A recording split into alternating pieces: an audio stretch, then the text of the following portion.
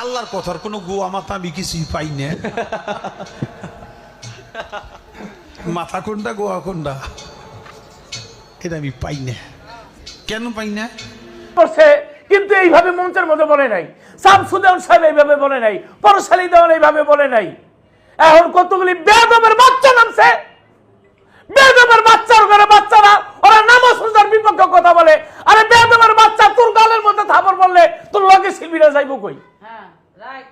তোর জন্য তো আরেকজন শিল্পী সমাজের ব্যাখ্যা না বোঝার কারণে, সে কোরআন হাদিস না জানার কারণে, আল্লাহর রাসূলের হাদিসের 4টা অংশকে সে না বোঝার কারণে সে বলতেছে এই কথাগুলো আমি বুঝি নাই।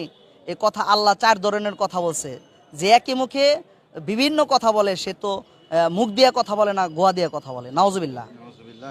আল্লাহর কথা না বোঝার কারণে একজন মানুষ তো এভাবে আল্লাহকে গালি দিতে পারে না।